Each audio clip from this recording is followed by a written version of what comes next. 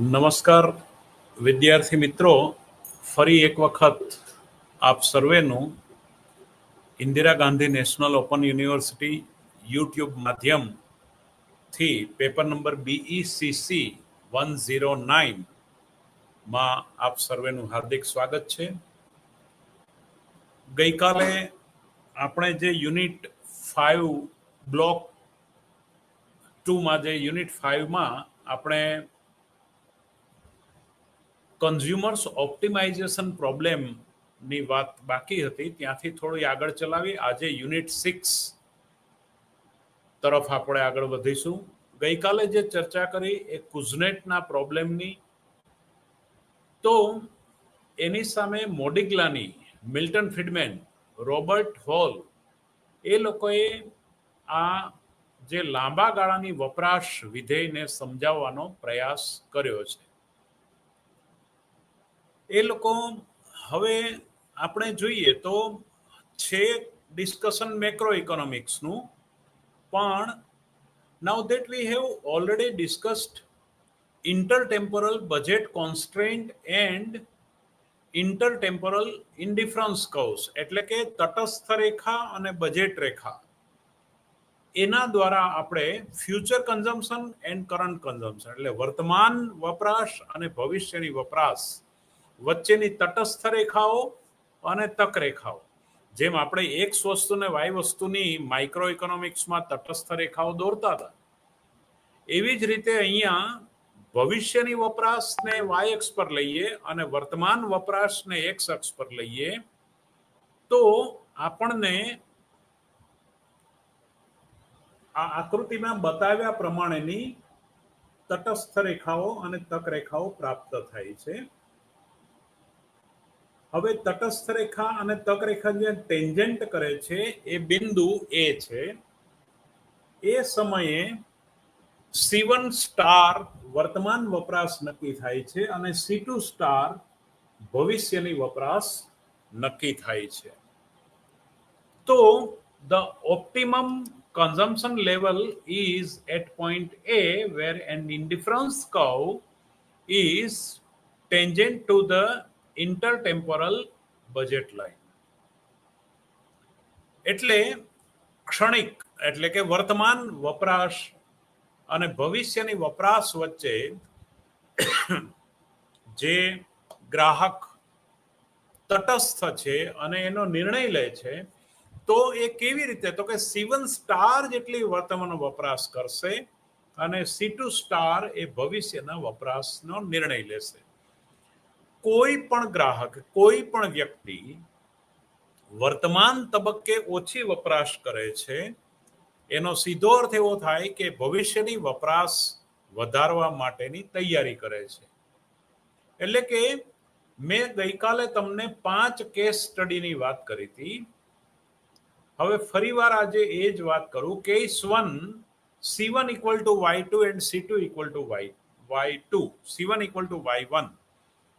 વર્તમાન આવક બરાબર વર્તમાન વપરાશ, એટલે કે the consumer choose to spend his or entire income on consumption. અત્યારે વપરાશ, અત્યારની આવક અત્યારની વપરાશ, ભવિષ્યની આવક ભવિષ્યની વપરાશ. તો C1 equal to Y1 and C2 equal to Y2, that is case 1. Case 2, C1 equal to 0 at current period of time, no consumption. So C2 equal to Y1 1 plus R into 1 plus R plus Y2. ભવિષ્યની આવક અને વર્તમાન આવકની વપરાશ, વર્તમાન આવકનું વ્યાજ એમાં એડ કરું એટલું મને વાપરવા મળશે. કેસ 3 માં હું જોઉં તો Y1 minus S1 આવકમાંથી બચત બાદ કરું એટલું વાપરું, તો C2 equal to Y2 plus 1 plus R S1. ભૂતકાળની બચતોનો વ્યાજદર, બચતો અને વર્તમાનની આવક ભવિષ્યમાં વાપરવા મળશે.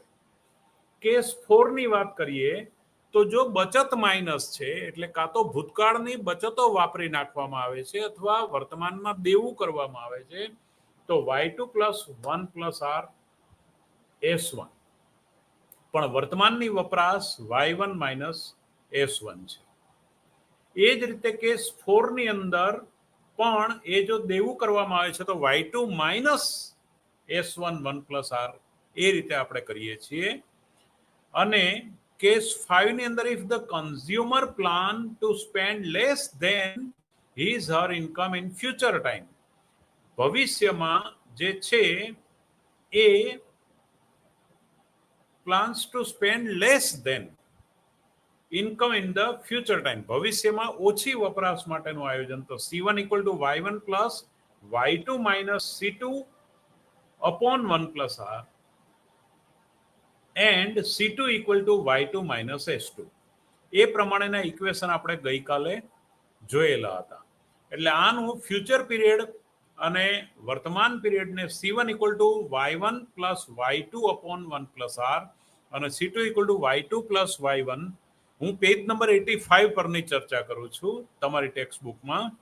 તો y1 1 plus R future period અને પ્રેઝન્ટ પીરિયડ, તો એ બંને વચ્ચેનું જે આપણે વાત કરીએ છીએ P is the planning at current period of time y1 and current period of time y2.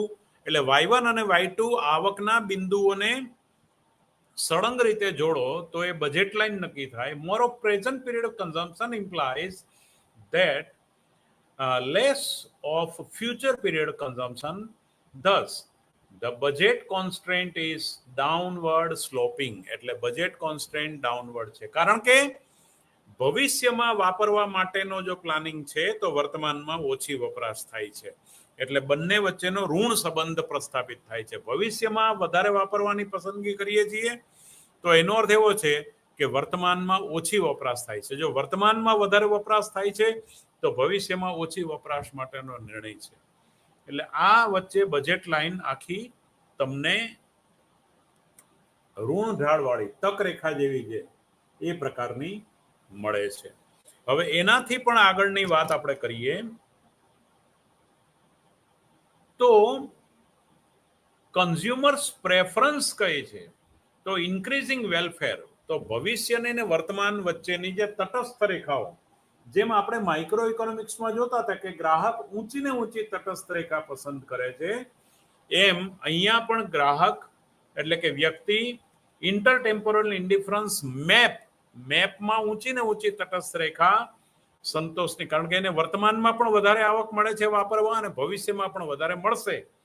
તો એ રીતે ઇન્ટરટેમ્પોરલ ઇન્ડિફરન્સ મેપમાં ઊંચી તટસ્થ રેખાઓ જે છે એ ઊંચા સંતોષની સપાટી બતાવે. The set of intertemporal indifference curves represent the consumer's preference over first present period and second future period consumption. Higher the indifference curve, higher the satisfaction or welfare level. ઊંચી તટસ્થ રેખા ઊંચા કલ્યાણની સપાટી બતાવશે. તો એના સંદર્ભમાં મેં હમણાં વાત કરી તટસ્થ રેખા અને તક રેખાની, જ્યાં પાના નંબર 89 પર સમતુલા બતાવી છે. That level of consumption current C1 અને ફ્યુચરમાં C2 એ પસંદ કરે છે. હવે દરેક effect of change in income on optimum consumption, ઇષ્ટતમ વપરાશમાં આવક વધારો કેવી રીતે અસર કરે, તો આવક વધે છે એનો અર્થ કે આખી તક રેખા ઉપરની તરફ ખસે છે. તો આ તક રેખા અને તટસ્થ રેખામાં આટલો વર્તમાનમાં અને ભવિષ્યમાં વપરાશનો નિર્ણય છે, પણ આવકમાં વધારો થવાથી વપરાશનો વર્તમાન નિર્ણય અને ભવિષ્યનો નિર્ણય ઊંચો જાય છે, એટલે વેલફેર વધે છે. તો એ પ્રમાણે તક રેખા અને તટસ્થ રેખાનું સમતુલા બિંદુ ઉપર તરફ ખસે છે. Now effect of change in interest rate on optimum consumption, એટલે કે હાલમાં વ્યાજનો દર જો વધે તો ઇષ્ટતમ વપરાશ પર એની શું અસર થાય એ આપણને effect of increase in interest rate. જો વ્યાજનો દર વધે તો ભવિષ્ય, કારણ કે ગ્રાહક શું કરશે, ભવિષ્યમાં એને વધારે વપરાશ માટે પૈસા મળશે, એટલે વર્તમાનના તબક્કે એ ઓછી વપરાશ કરવા પ્રયત્ન કરી અને ભવિષ્યમાં વપરાશ વધે એને માટેના પ્રયાસ કરશે. એટલે સીધી વાત છે કે એની તટસ્થ રેખા અને તક રેખા આ આકૃતિમાં બતાવ્યા પ્રમાણે વર્તમાનમાં જો એ અહીંયા સમતુલામાં છે તો ભવિષ્યમાં એની તક રેખા ઉપરની તરફ ખસે, એટલે વ્યાજનો દર વધે તો તો એ વર્તમાનમાં ઓછી વપરાશ અને ભવિષ્યમાં વધારે વપરાશ, કારણ કે વર્તમાનમાં થોડીક જ ઓછી વપરાશ કરશે પણ ભવિષ્યમાં એને વપરાશ માટે ઘણું બધું આવક મળશે.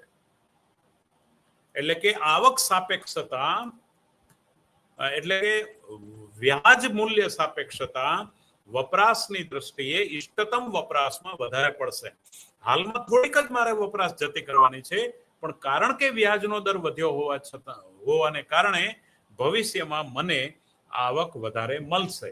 એટલે when the consumer is net lender in the current time period, an increase in the rate of interest reduce his current period consumption and increase his future period consumption. કારણ કે એની વ્યાજ સાપેક્ષતા ઊંચી છે, વ્યાજનો દર વધે તો હાલના તબક્કે વપરાશનું બલિદાન આપીને પણ ભવિષ્યમાં વપરાશ વધારવા માટેના પ્રયાસ કરશે. નાઉ ધ કોન્સ્ટ્રેન્ટ ઓફ બોરોઈંગ, દેવું. તો consumption choice set under borrowing, તો કરંટ કન્ઝમ્પશન અને ફ્યુચર કન્ઝમ્પશન જો એક્સ અને વાય એક્સ પર હોય તો આપણે જે આ આચ્છાદિત વિસ્તાર જોઈ શકીએ છીએ, કારણ કે વર્તમાનમાં એ શું કરશે? The consumer facing the borrowing constraint will have the shared region as his choice set of consumption of both the period. એટલે એની વચ્ચેની સમતુલા લાવવાનો પ્રયાસ કરશે. વર્તમાન તબક્કે એની જરૂરિયાત પૂર્ણ કરી દેવું ઓછામાં ઓછું થાય એના માટેના પ્રયાસ કરશે. જો future borrowing constraint is not binding, the consumer chooses the first period's consumption to be less than the income. એટલે ઇન્કમ કરતા એ પોતે બોરોઈંગ કરે છે તો વપરાશ વધારે છે. તો so the borrowing constraint is not binding on him and equilibrium consumption is unaffected. એટલે કે C2 અહીંયા તમે જુઓ કે અહીંયા તટસ્થ રેખા અને તકરેખાનું સમતુલા બિંદુ y અક્ષની નજીક છે. હવે પછી x અક્ષની નજીક હોય તો એનો અર્થ એમ છે કે વર્તમાન વપરાશને મહત્વ આપે છે, આમાં ફ્યુચરની વપરાશને મહત્વ આપે છે. The consumer chooses the first period's consumption to be less than the income. So the borrowing constraint is not binding on him and equilibrium consumption is unaffected. એટલે કે સમતુલાની જે વપરાશ છે એને અસર પહોંચતી નથી. Now the borrowing constraint is binding. The consumer would like to consume more than his income and choose the equilibrium point D. D point પસંદ કરે છે. ત્યારે શું થાય છે? અહીંયા આકૃતિમાં x અક્ષની નજીક તમે આવો છો, પેલામાં y અક્ષની નજીક હતા, એટલે અહીંયા બાઇન્ડિંગ કરે છે એટલે અસર થાય છે વર્તમાન વપરાશ. તો the consumer would like to consume more than his income and choose the equilibrium point D. But because of the borrowing constraint, he is compelled to choose the best available consumption of the first period at A. એટલે કે A એટલે કે y અક્ષની નજીક AY આવે છે, તો A આવક કરતા વધારે વપરાશ થાય છે, that is first period income, એના કરતા વધારે વપરાશ થાય છે. The borrowing constraint is binding on him. તો એ જે છે દેવાની પ્રક્રિયા એને બાંધે છે, પેલામાં બાંધતી નથી. કેમ? ફ્યુચર વપરાશ માટે એ દેવું કરે છે, બરાબર છે, એ લોન લે છે, તો ફ્યુચર અને આમાં એને બાંધે છે. તો આ પ્રમાણે વિદ્યાર્થી મિત્રો અહીંયા થોડો ગઈકાલે આપણે 12:34 થઈ છે, તો થોડું 10-15 મિનિટ આપણે ગઈકાલનું જે અધૂરું ચેપ્ટર હતો એને કેસ જે છે અલગ અલગ કેસીસ 6 કેસીસ એના આપણે તટસ્થ રેખા અને તક રેખા દ્વારા આપણે કેવી રીતના ગ્રાહક નિર્ણય લે છે. જો તટસ્થ રેખા અને તક રેખા છે માઇક્રો ઇકોનોમિક્સ, એકમલક્ષી અર્થશાસ્ત્ર, but I am using in macroeconomic analysis, સમગ્રલક્ષી આર્થિક વિશ્લેષણમાં એનો ઉપયોગ કરીએ છીએ. ઇમ્પોર્ટન્ટ વાત તમારે આજના લેક્ચર ઉપરથી શીખવાની છે. નાઉ ધ ઇન્ટરટેમ્પોરલ ચોઇસ 2 યુનિટ 6 ની ચર્ચા હવે હું ચાલુ કરું છું. એના પોઈન્ટ્સ છે objectives, introduction, life cycle hypothesis એટલે કે જીવન ચક્રની પરિકલ્પના. એ કોણે આપી? મોડિગ્લાની.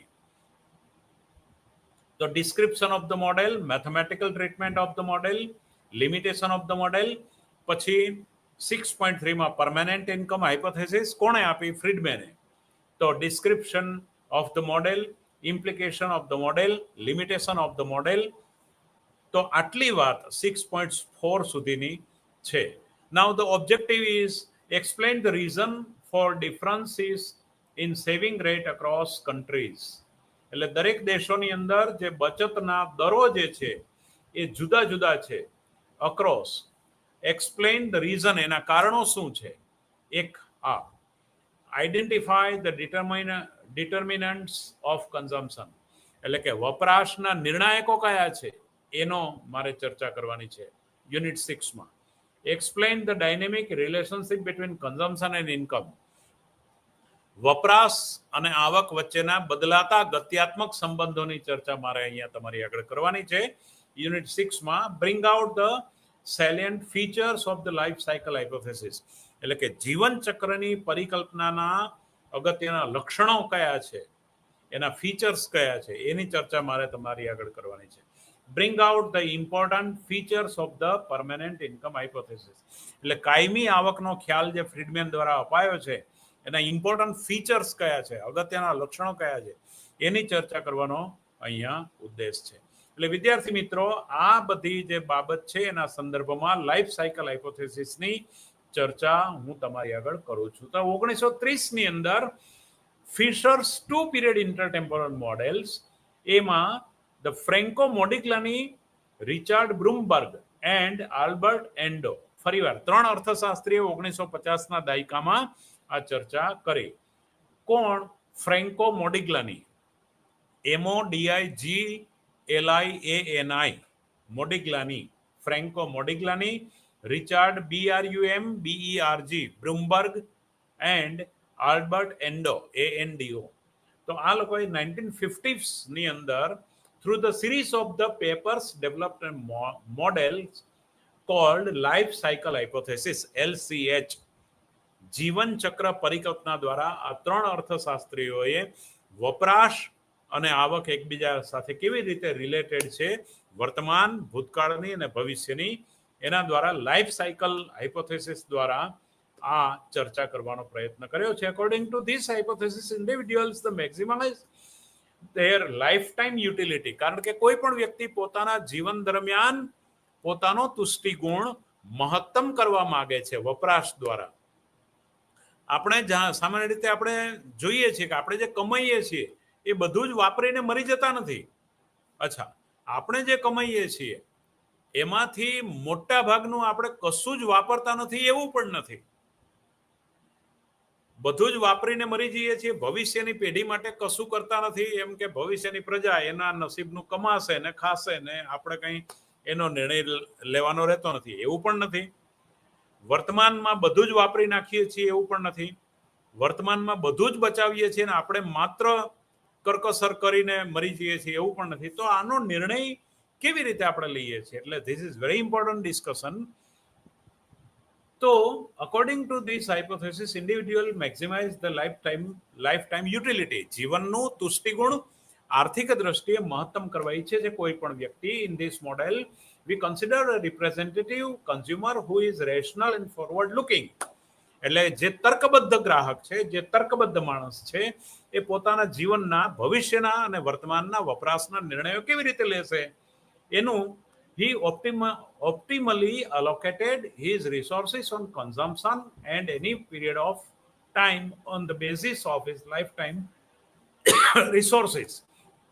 મારી પાસે જે રિસોર્સિસ છે, જમીન, મૂડી, શ્રમ અને નિયોજક છે, એના સંદર્ભમાં હું એટલે કે સમાજ, અર્થતંત્ર એ વ્યક્તિગત નિર્ણયો લેતા હોય છે. એ ઓપ્ટિમલી એલોકેટેડ, એના જે રિસોર્સિસ છે એને એલોકેશન એટલે સ્થળાંતરિત કરે છે. ઓપ્ટિમલી એટલે ઇષ્ટતમ રીતે. ઇષ્ટતમ એ મેક્સિમમ નથી, ઇષ્ટતમ એ મિનિમમ નથી, ઇષ્ટતમ એ મેક્સિમાઇઝ વેલફેર છે.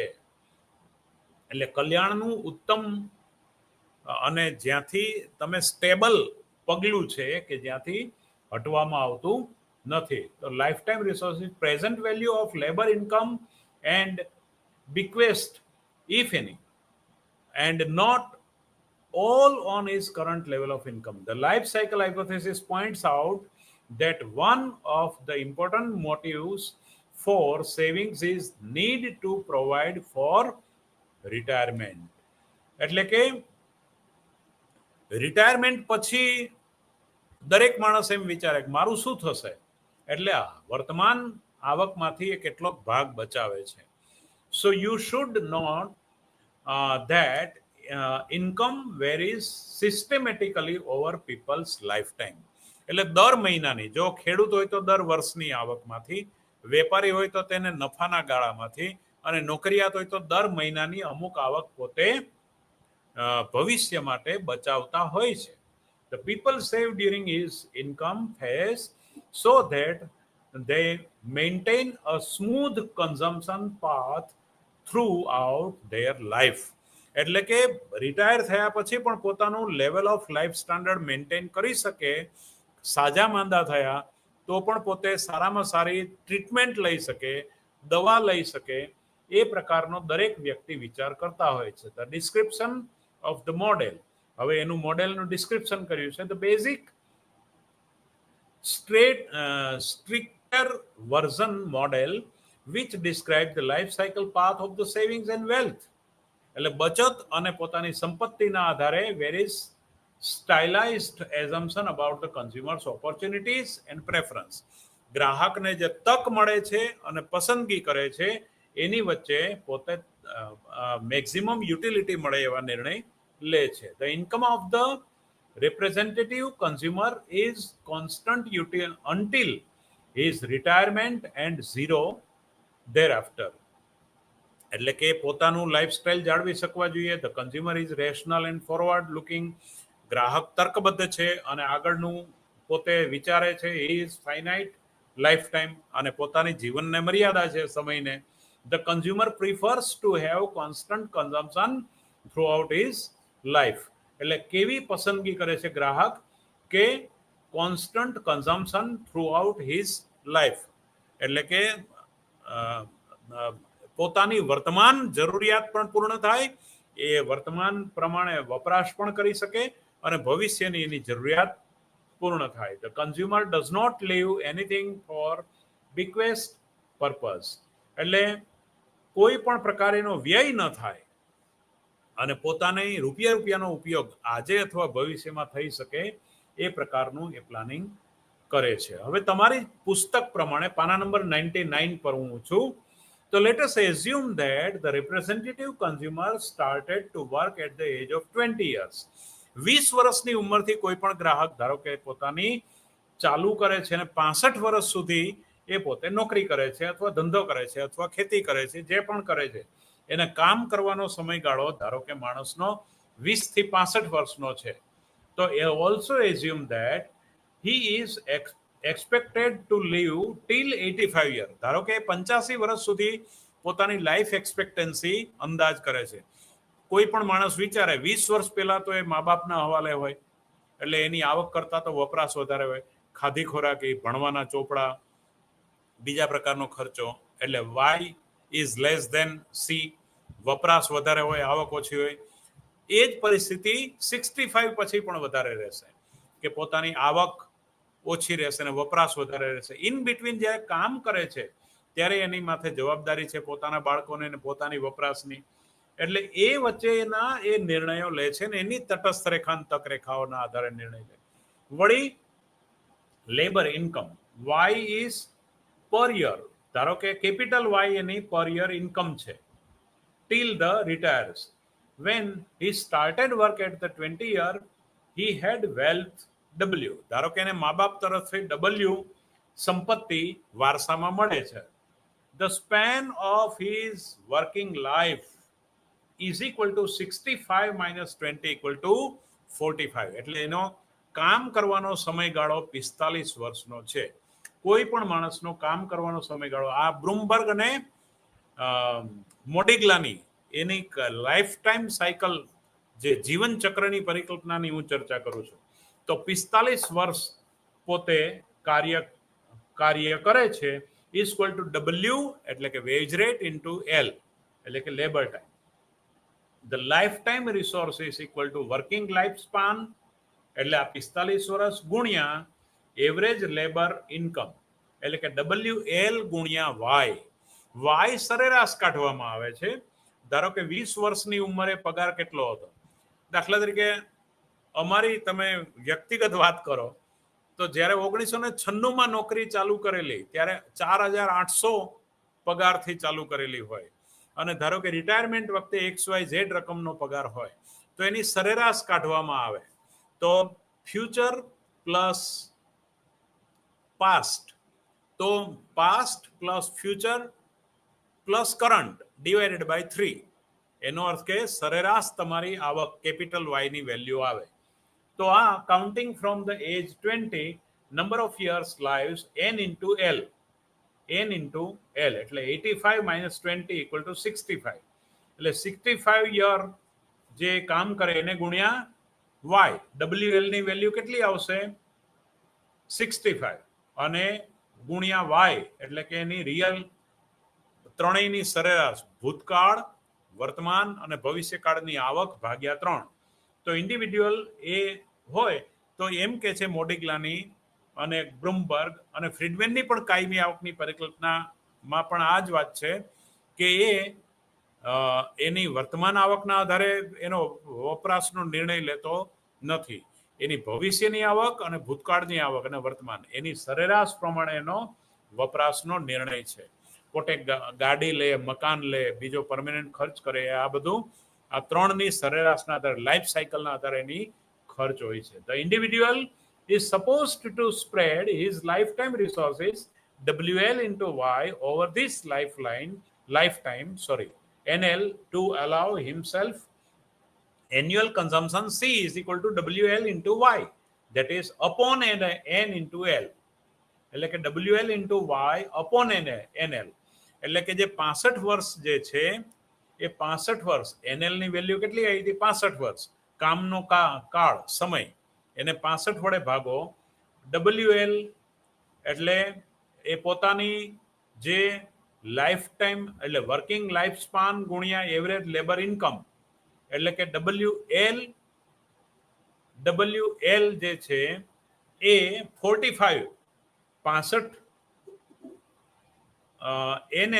NL ની વેલ્યુ ધારો કે 65 છે તો કે counting from the age 20 number of years is live. 20 વર્ષ સુધી તો મા બાપે નભાયા. હવે ચિંતા 20 થી 85 વર્ષની એટલે 65 તો છેદમાં 65 કરવાના. WL શું છે કે વર્કિંગ લાઈફ સ્પાન ગુણ્યા લેબર ઇન્કમ એટલે કે લેબર ઇન્કમ વાય હોય તો વર્કિંગ લાઈફ સ્પાન 45 એટલે WL ની વેલ્યુ 45 છે, NL ની વેલ્યુ 65 છે એટલે 45 ગુણ્યા વાય ભાગ્યા 65. આ પ્રમાણેનું ઇક્વેશન જે છે એટલે કે WL એટલે 45 વર્ષ ગુણ્યા વાય એટલે જે પણ આવક હોય ધારો કે સરેરાશ 1 લાખ રૂપિયા તો 1 લાખ ગુણ્યા 45 ભાગ્યા 65 એ પ્રમાણે એનો વપરાશનો નિર્ણય છે. Under this condition, the consumer must on the average save in the earlier part of his life in order to accumulate a stock of wealth, retirement insurance,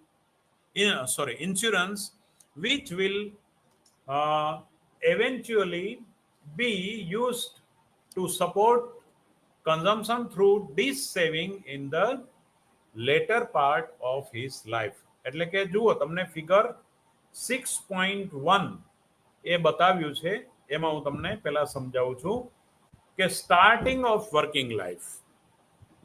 પહેલા તમે આ આકૃતિનું ઓબ્ઝર્વેશન કરી લો.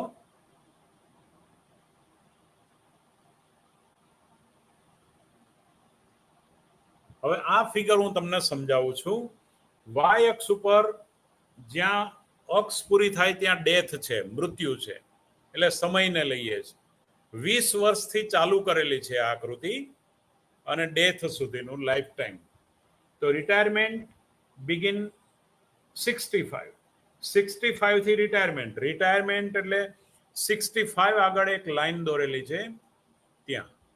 20 વર્ષથી 65 વર્ષ સુધીનો કામનો ગાળો. 65 થી 85 ડિપેન્ડન્સી લાઈફ. હવે સી, વાય અને ડબલ્યુ એટલે કે વપરાશ, વાય અક્ષ ઉપર વપરાશ, આવક અને પોતાનું વેજ ડબલ્યુ એ લીધેલું છે. તો એવા સમયે 20 વર્ષ પછી ઇન્ક્રીમેન્ટ મળતા હોય, અથવા તો પોતાનો ધંધો જામતો હોય, અથવા તો ખેતીવાડી, બધાના આધારે પોતાની આવક વધતી જાય વધતી જાય વધતી જાય વધતી જાય. 65 એ મેક્સિમમ થઈ ગયું. હવે પછી એની વેલ્થ પણ અમુક જે છે વેલ્થ પણ વધતી જાય છે, કારણ કે આવક વધારે છે. વેલ્થ વધતી જાય પછી ઘટતું જાય છે, આ બાજુ ઘટતી જાય છે. એટલે કે કન્ઝમ્પશન અમુક સ્ટાન્ડર્ડમાં તો કન્ઝમ્પશન રહેવાનું, ખોરાક જોઈએ, કપડાં જોઈએ. આ સીધી ઊભી લાઈન છે એ વપરાશ બતાવે છે, સીધી ઘાટી લાઈન છે એ વપરાશ બતાવે. વપરાશ અમુક કોન્સ્ટન્ટ તો હોય જ. 20 વર્ષના હોય તો ખાવા તો જોઈએ, ધારો કે ન કમાતા હોય તો પણ ખાવા તો જોઈએ, એને કપડાં પણ જોઈએ, એ ફિક્સ કન્ઝમ્પશન એનું છે. પેટ્રોલ જોઈએ ગાડીને, એટલે આ છે. અને ધારો કે એ બચાવે છે, કન્ઝમ્પશન લેવલ એ છે, એની બચત જે છે એ અમુક છે. એની ઇન્કમ ધારો કે એ ખેતી કરે છે કે ગમે તે કરે છે, નોકરી કરે છે, ઉદ્યોગ, એમાંથી ઇન્કમ આટલી છે, વપરાશ આટલી છે, ઇન્કમ આટલી છે. એનો અર્થ કે ઘાટો પાર્ટ જે છે એ બચતનો છે, સેવિંગ્સ. જે પડછાયા વાળો પાર્ટ છે એ બચત છે. વપરાશ આટલી છે, આવક આટલી છે ઉપર લેવલને, એનો અર્થ કે બચત આટલી શેડો વાળો પાર્ટ છે. અને આ જે વધારે ડાર્ક પાર્ટ છે રિટાયરમેન્ટ પછીનું ડિસ સેવિંગ, એ આ વખતે જે સેવિંગ કર્યું એ અહીંયા વાપરે છે. આ વખતે 65 પછી એ કમાવા નથી જતો, આટલું વાપરે છે, આટલી બચત છે. શેડો પાર્ટ બચત છે, dark shadow part dissaving છે. તો એ પ્રમાણે consumers wealth accumulation over life cycle અહીંયા બ્રુમબર્ગ અને મોડિગ્લાની દ્વારા સમજાવવામાં આવ્યું છે. The consumer likes to have smooth constant consumption throughout his life. એટલે એના જીવનકાળ દરમિયાન આ રીતે એ કરે છે. He saved accumulate wealth during his working years. તમે અત્યારે 10 રૂપિયા બચાવો છો, એનો અર્થ કે માત્ર 10 રૂપિયા નથી, એ આવતી સાલે 1 રૂપિયો વ્યાજ ઉમેર્યો એટલે 11 રૂપિયા છે એમ. એટલે 1 રૂપિયો ચડતો જાય વ્યાજનો દર વર્ષે, પછી 22 રૂપિયા, પછી 12 રૂપિયા છે, વળી એને ચક્રવૃદ્ધિ વ્યાજ ગણો તો 12 રૂપિયા 10 પૈસા થાય. એટલે ટૂંકમાં એ આજના તબક્કે તમે થોડુંક રોકી રાખો છો, એ ભવિષ્યમાં વ્યાજ સાથે 1+R એ તબક્કે તમને વાપરવા મળે છે. He saved and accumulates wealth during his working years. He depleted wealth with the dis savings during the retirement year, leaving no bequest. એટલે કે રિટાયરમેન્ટ પછી એ જે છે એ શું કરશે, પેલું જે સેવિંગ કર્યું છે એમાંથી એ વાપરશે. તો હવે પછીની ફિગર 6.2 જે છે, we measured consumption, income and wealth on y axis. એટલે કે સી, વાય અને ડબલ્યુ ને વાય એક્સ પર માપીએ, જે આપણે સી વાય ડબલ્યુ આ આકૃતિમાં પણ માપી હતી, એ જ હવે તમને હું બીજી આકૃતિમાં સમજાવું. અને ટાઈમને જો તમે અહીંયા માપો એક્સ અક્ષ પર તો શું થશે, હું તમને આ ફિગર આપું છું 6.2, એ બરાબર જો, પછી હું એને સમજાવું છું.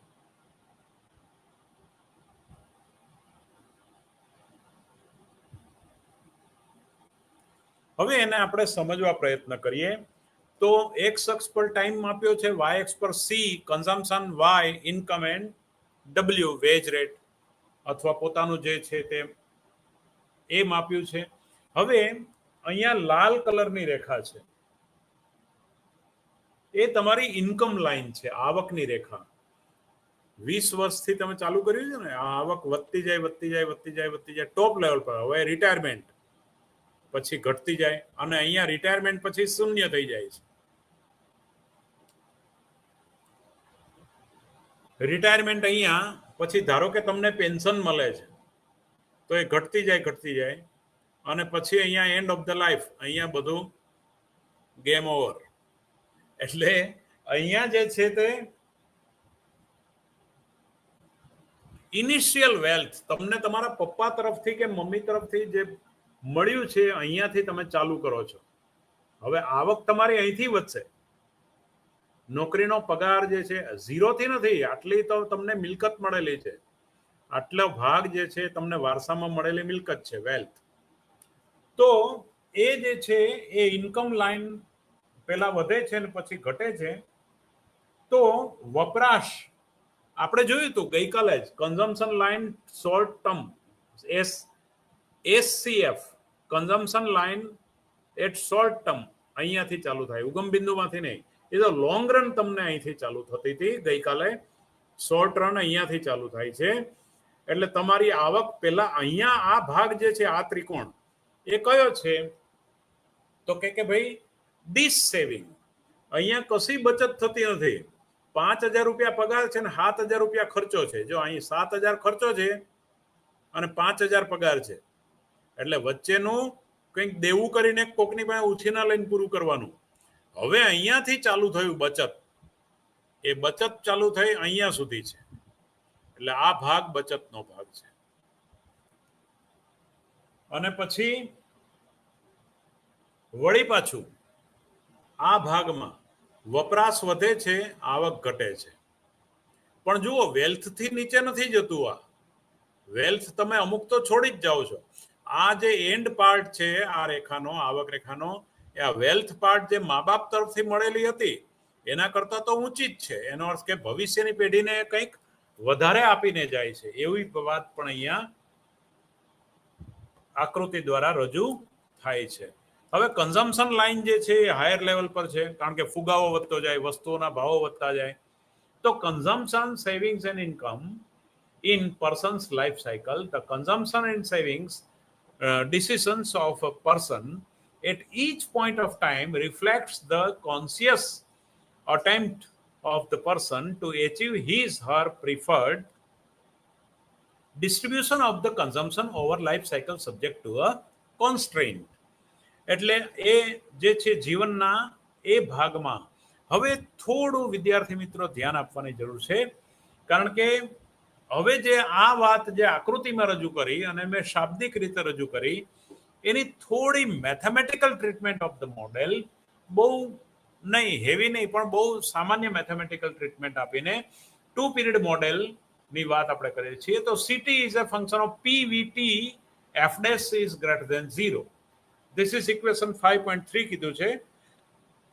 તમારી બુકમાં 102 પાના નંબર ઉપર આ ફંક્શન આપેલું છે. તો CT, T એટલે ટાઈમ, એટલે T times consumption is a function of PVT. Now,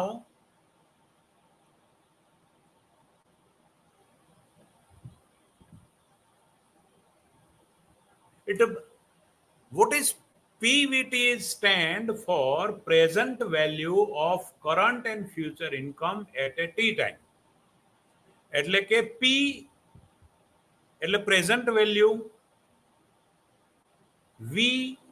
PV એટલે present value at a T time of your income. જે તમારી પાસે ભૂતકાળની મિલકતો છે, ભવિષ્યની આવક છે, એ અને વર્તમાનમાં કંઈક તમારો પગાર કે તમારું ખેતીની આવક કે ઉદ્યોગની આવક ચાલુ છે, આ 3 વડે ભાગો એટલે એની પ્રેઝન્ટ વેલ્યુ જે છે. એનો અર્થ એવો થાય કે ટી ટાઈમની વપરાશ એ ફંક્શન છે કોનું? વર્તમાન અને ફ્યુચરની આવકનું વિધેય છે. 20 વર્ષથી 65 વર્ષની વચ્ચે, ધારો કે કોઈ 35 વર્ષની ઉંમરનો માણસ કેટલું વાપરશે એનો આધાર વર્તમાન અને ભવિષ્યની આવકનું વિધેય છે PVT. F dash is greater than 0. F dash એટલે એની વેલ્યુ, એનું ફંક્શન, એનું ડેરિવેટિવ. તો PVT is a sigma of YT upon 1 plus R raise to power T. એટલે કે વર્તમાન આવક, ટી સમયની આવક અને ભવિષ્યની આવક, ધારો કે વ્યાજનો દર આર છે તો એટલા વડે એને ભાગવું પડે અને એનો સરવાળો કરવો પડે. તો utility is a utility consumption 0, consumption 1, C1, C2, C0, C1, C2 up to CT, total capital T, where the consumer live for T more period strength. This is equation 6.1 in your book. So sigma at a CT upon 1 plus R raised to power T is a sigma of YT 1 plus R raised to power T. હું તમને બતાવું છું, અહીંયા જોઈ શકશો. મેં આ સમીકરણની વાત કરી છે. અપોન જે છે વ્યાજના દર એટલે ટી ટાઈમ છેદમાં ભાગાકાર કરી નાખવામાં આવે છે અને CT equal to YT sigma વપરાશ ટી સમયના વપરાશનો સરવાળો બરાબર ટી સમયની આવકનો સરવાળો. For consumer I, if PVT raised to I rises, I માં ગ્રાહક માટે ધારો કે એ વધે છે,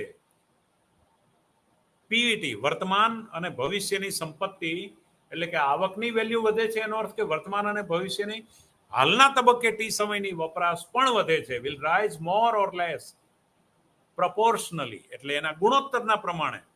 હવે ધારો કે તમારો પગાર જે છે દર વર્ષે તમને 10,000 રૂપિયા ધારો કે અથવા 9,000 રૂપિયા ઇન્ક્રીમેન્ટ મળે છે અથવા 5,000 રૂપિયા ઇન્ક્રીમેન્ટ મળે છે, તો એ પ્રમાણે તમે અત્યારે ગાડીની લોન મૂકશો, તમારા મકાનની લોન મૂકશો. જેમ આવકનો વધારો અપેક્ષિત છે એમ વપરાશનો વર્તમાન વધારો થઈ રહ્યો છે એમ કહેવા માંગે છે. So CT race to I is a K I, કે ગણો એના પ્રપોર્શનેટમાં તમે કે ગણો પીવીટીની વેલ્યુમાં વપરાશમાં વધારો થશે, એટલે 0 અને 1 ની વચ્ચે છે એ તો વધવાનું જ છે ઇન્ક્રીમેન્ટ. એટલે સીટી ઇઝ અ કે પીવીટી, કે વડે ગુણી નાખવામાં આવે છે. ગણિત જે છે રિયાલિટી ઉપર જ ચાલે છે આખું, આમાં કઈ તમે સિમ્બોલ જોઈને ગભરાઈ જવાની જરૂર નથી. So Ando and Modigliani divided the PV of income terms in equation 6.3. CT is a K PVT. So PV0 is a sigma of T equal to 0 to T. Sigma જે છે 0 થી n સુધીનો સરવાળો છે, સિગ્માનો અર્થ સરવાળો. YT raised to power L upon 1 plus R raised to T plus sigma I equal to 0 to T YT raised to power T 1 plus R raised to power T. L એટલે કે labour income બરાબર, અને P that is property એટલે કે તમારી property છે labour income એ 0 થી T time બેનો સરવાળો છે, એટલી PV0 ઇનિશિયલ વેલ્યુ છે જે વપરાશ કરવામાં આવે છે એની વેલ્યુ એટલી છે. જો PV0 is A Y0L plus sigma T equal to 1 to T YT raised to L upon 1 plus R raised to T plus A0 it is intercept, એ અંતઃખંડ છે. સો PV0 વર્તમાન મૂલ્ય જે છે V equal to Y0 raised to L plus T minus 1 Y0E plus alpha 0 or A0. હવે એ જ રીતે Y0 equilibrium is beta Y0L. હું 6.6 equation પણ તમને અહીંયા બતાવું છું, જે મેં અત્યારે સમજાવ્યું આ 6.6 ઇક્વેશન છે. અને હવે પછી બીટા 0 બીટાની વાત કરું છું. ઓનલી મેથેમેટિકલ ટ્રીટમેન્ટ એક વખત તમે લખીને કરશો ને, પાના નંબર 103 પર છે, તો આના જેવું સહેલું એકઈ નહીં લાગે, ફટાફટ સમજાશે. તો Y0 equilibrium E is a beta Y0 labor value. Beta is the multiplier and greater than 0. Beta જે છે મલ્ટીપ્લાયર છે, ગુણક છે. Y0 ના બીટા વડે ગુણો એટલું તમારું વધતું જાય છે. So PV0 is 1 plus beta T minus 1 into Y0 raised to L plus A0.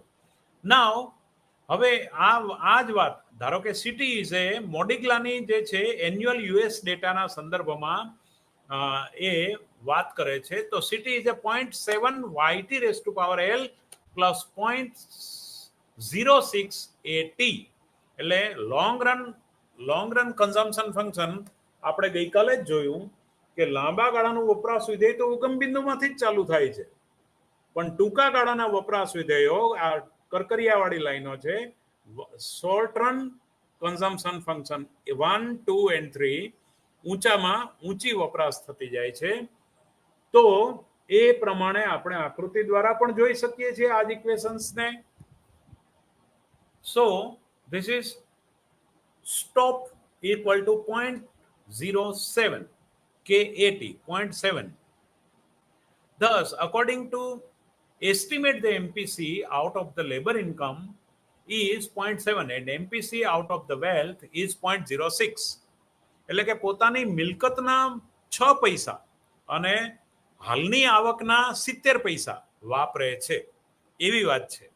એટલે કે CT consumption at a T time is 0.7 YT raised to power L plus 0.06 AT. that is પોતાની મિલકત છે એમાંથી પણ કેટલીક વપરાશ થાય છે, પણ એમાં 6 પૈસા. આ મોડિગ્લાનીએ આ ઇક્વેશન આપેલું છે.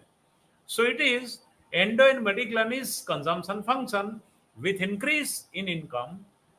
વિદ્યાર્થી મિત્રો, યુ મસ્ટ ક્લિયર ઇન કન્સેપ્ટમાં તમે ક્લિયર હોવા જોઈએ. આ બાબત બહુ કાળજીપૂર્વક ધ્યાન આપો. With increase in income, there is increase in savings and assets. એટલે કે આવકમાં વધારો, increase in savings and asset, બચત અને એસેટ એટલે એની મિલકતમાં વધારો કરે છે. કારણ કે વપરાશ તો વધવાની છે, હવે આવકમાંથી જે બચાવશે એનું પણ પોતે કંઈક મિલકત તો લેશે જ. કાં તો એ મકાન વસાવશે, કાં તો જમીન લેશે, અને કાં તો છે તે કંઈક કોઈ પણ પ્રકારની મિલકત capital asset વસાવશે.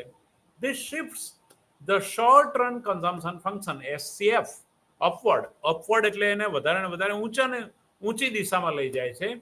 Tracing that SCFS we get the long run consumption function. આ બધાનો સરવાળો કરો એટલે લાંબા ગાળાનું વપરાશ વિધેય જે ઉગમ બિંદુમાંથી ચાલુ થાય છે એ મળે છે એવું કહે છે. વિદ્યાર્થી મિત્રો, આજનો ટોપિક એકદમ સરળ અને સરસ છે. So Keynesian consumption function where APC, average propensity to consume, falls એટલે કે સરેરાશ વપરાશ વૃત્તિ ઘટે છે as income increase. એટલે કે આવક વધવાની સાથે સરેરાશ વપરાશ વૃત્તિ ઘટે છે. In the long run APC remain constant unlike Keynes. એટલે કે લાંબા ગાળે સરેરાશ વપરાશ વૃત્તિ remain constant, અચળ રહે છે. અનલાઇક કેઇન્સ એટલે કેઇન્સ જે છે વધે છે ઘટે છે એની માથાકૂટમાં પડે છે, અહીંયા અચળ છે એવી બાબતમાં આપણે વાત કરીએ. એટલે લોંગ રન કન્ઝમ્પશન જે છે સીટી અપોન વાયટી વડે ભાગી નાખીએ છીએ. જો હવે લાંબા ગાળાના ટોટલ વપરાશ વિધેયને મેળવવું હોય તો તમારે બધી જ ભવિષ્યની, વર્તમાન અને ભૂતકાળની આવકો વડે વપરાશને ભાગી નાખવી પડે. તો લાંબા ગાળાની વપરાશ વિધેયનું સમીકરણ હું બોલું છું કે CT upon YT is equal to 0.7 YT L by YT plus 0.06 AT by YT. YT વડે બંને બાજુ ભાગી કાઢ્યા, કારણ કે વર્તમાન, ભવિષ્ય અને ભૂતકાળની આવકો વડે ભાગી કાઢો તો વપરાશ એ તમારી લેબર ઇન્કમની, તમારી વર્તમાન મજૂરીની આવકની 70 પૈસા હશે અને મિલકતની 6 પૈસા. 6 પૈસાનો ભાગ એ વર્તમાન વપરાશ હશે. ઇન ઇક્વેશન 6.11, આ હું બોલ્યો એ ઇક્વેશન 6.11 તમારા પેજ નંબર 105 પર આપેલું જ છે. સમીકરણ 6.11 6.11 અહીંયા હું તમને બતાવું છું.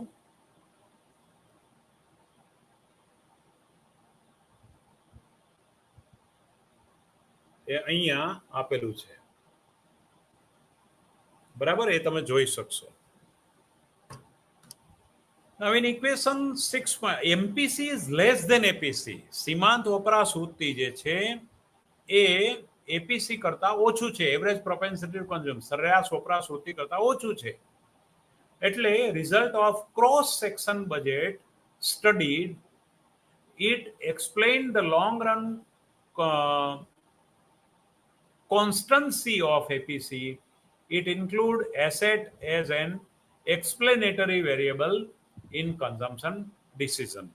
એટલે કે વપરાશના નિર્ણયમાં તમારી જે એસેટ છે, સંપત્તિ, એ એક્સપ્લેનેટરી વેરિયેબલ તરીકે વપરાયું છે. એટલે કે એવો ચલરાશિ કે જે મૂળ નિરપેક્ષ ચલરાશિને સમજાવી શકે, એક્સપ્લેનેટરી વેરિયેબલ કહેવાય. એટલે એનો અર્થ કે નિરપેક્ષ છે, એનો અર્થ કે બાહ્યગત નથી, એ સમજાવી શકાય એવું છે. જે કેઇન્સમાં એ એક્ઝોજીનિયસ હતો, પણ મોડિગ્લાની અને આ બ્રુમબર્ગ અને એના ઇક્વેશનમાં આ એ જે ન સમજાવી શકાય એવા વેરિયેબલમાંથી સમજાવી શકાય એવા વેરિયેબલમાં કન્વર્ટ થયો. The limitations of the model. એટલે વિદ્યાર્થી મિત્રો 1:10 થઈ ગઈ છે, આપણી પાસે માત્ર 10 મિનિટ છે. જો કે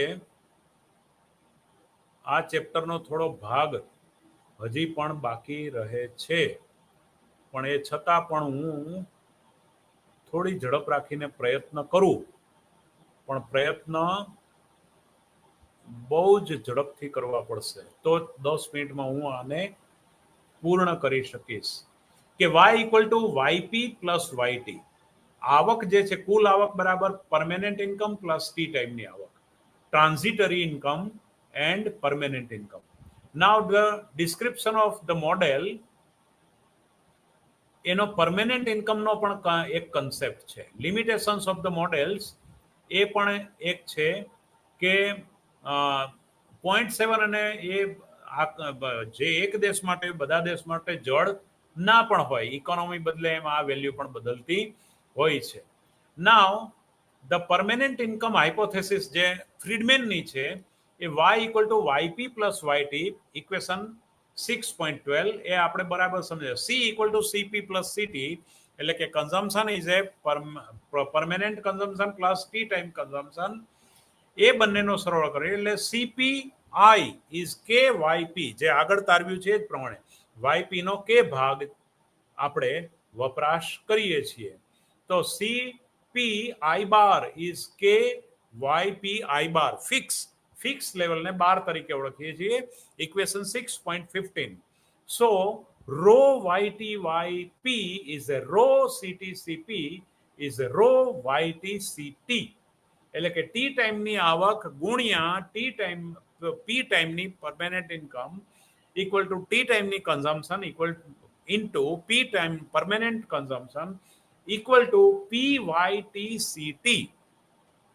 એટલે કે રો YT, પી આપણે કહીએ પણ એ રો YTCT, ટી ટાઈમનું કન્ઝમ્પશન ગુણ્યા ટી ટાઈમની આવકનું એ ફંક્શન બને તો equal to 0, translated as 0 is equal to 0 બનશે. તો Friedman made the hypothesis specifying the characteristics of the transitory components. He hypothesized that the transitory components of income and consumption are unrelated with each other.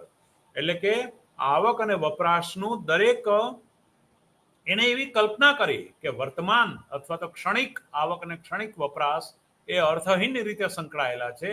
And with the corresponding permanent components the proposition can be translated as એટલે કે rho, એટલે કે PYTYP is equal to PCTCP equal to PYTCT is equal to 0. તો આ equation number 6.16 છે, 6.16 પાના number 108 પર છે. તો એને સમજાવી Friedman provides 3 arguments in favor of his assumption where transitory components of income and transitory components of the consumption are unrelated.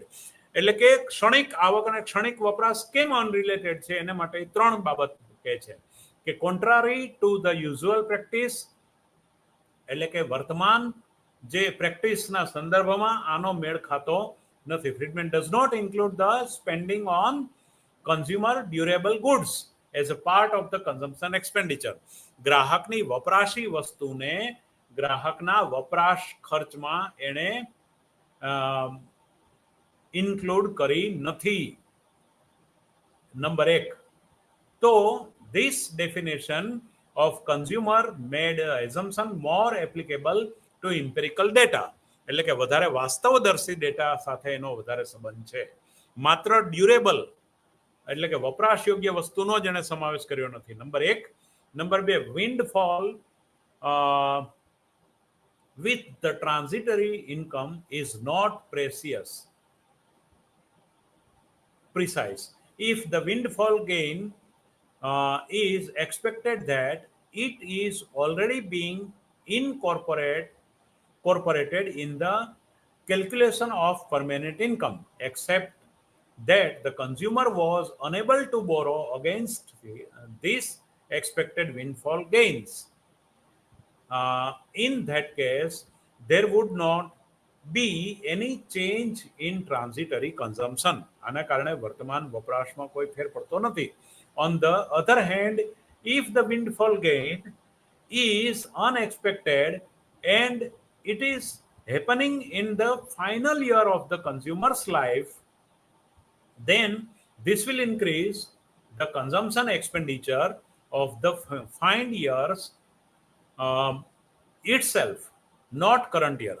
વર્તમાનમાં નહીં, પણ એ બધાનો તમે વિચાર કરો તો પરમેનન્ટ એની ઇન્કમ એની અસર દેખાય. ઇફ ટ્રાન્ઝિટરી ઇન્ક્રીઝ એટલે કે વર્તમાન ક્ષણિક જે છે એ ક્ષણિક એટલે વર્તમાન આવક, increase in income could increase transitory consumption. There is instances where it could decrease transitory consumption. For example, long run working hours getting transferred to small town or villages, etc. એટલે કે આ બધાને ધ્યાનમાં રાખતા such a negative and positive correlation એટલે કે કેટલાકનો ઋણાત્મક સહસંબંધ છે આ ત્રણેય પરિબળોમાં, કેટલાકનો ધન સહસંબંધ છે અને સરવાળે એની ઇફેક્ટ 0 થઈ જાય છે. એ તો મેં તમને ઇક્વેશન દ્વારા 6.16 માં જ કીધું કે વર્તમાન આવક પરમેનન્ટ આવક P YT YP equal to P CT CP equal to P YT CT equal to 0. એટલે કે કેટલાકની પોઝિટિવ ઇમ્પેક્ટ પડે છે અને કેટલાકની નેગેટિવ ઇમ્પેક્ટ પડે છે. આ બધી ઇમ્પેક્ટનો સરવાળો કરો તો સરવાળે એની વર્તમાનમાં અસર 0 ગણી શકાય. એટલે કોઈ પણ ગ્રાહક, કોઈ પણ માણસની આવક, કોઈ પણ માણસની વપરાશનો આધાર એની પરમેનન્ટ ઇન્કમ પર છે, નહીં કે ભૂતકાળની, કે નહીં કે માત્ર ભવિષ્યની, નહીં કે માત્ર વર્તમાનની. એ રીતે ફ્રીડમેન કાયમી આવકની હાઇપોથેસિસ તમારી આગળ રજૂ કરે છે. વિદ્યાર્થી મિત્રો 3 મિનિટ જ છે મારી પાસે. ફટાફટ હું આકૃતિનું આ અર્થઘટન તમારી આગળ કહી દઉં છું. અહીંયા આવક માપી છે, અહીંયા આવક, અહીંયા વપરાશ, અને એ કે બાર ફિક્સ ત્રુટક લાઈનથી દર્શાવવામાં આવી છે 45 અંશની રેખાથી. ટૂંકા ગાળાની વપરાશ રેખા તમારી અહીંયાથી બતાવેલી છે અને સરવાળે આપણે જોઈ શકીએ છીએ કે y bar tj is less than 0 and y bar ti is greater than 0. એટલે કે પરમેનન્ટ કન્ઝમ્પશન એ પરમેનન્ટ ફિક્સ એ અહીંયા છેદીને આગળ નીકળે છે. લાંબા ગાળાની ખર્ચ અને ટૂંકા ગાળાની ખર્ચ અહીંયા છેદે છે. એટલે એ પરમેનન્ટ કન્ઝમ્પશન પરમેનન્ટ ઇન્કમના સંદર્ભમાં ફ્રીડમેન આકૃતિ દ્વારા રજૂ કરે છે. અહીંયા પણ સમતુલા નથી આવતી. અહીંયા લાંબા ગાળાનું ખર્ચ વધારે છે ટૂંકા ગાળા કરતા, અહીંયા લાંબા ગાળાનું ખર્ચ ઓછું છે ટૂંકા ગાળા કરતા. પરમેનન્ટ અહીંયા ઇક્વિલિબ્રિયમ પોઈન્ટ આવે છે. એટલે કોઈ પણ ગ્રાહક પોતાની કાયમી આવકના આધારે એની વર્તમાન વપરાશ હોય છે એવું ફ્રીડમેન સાબિત કરવા માંગે છે. The cross section consumption function is constructed by the connecting with the point like M and N.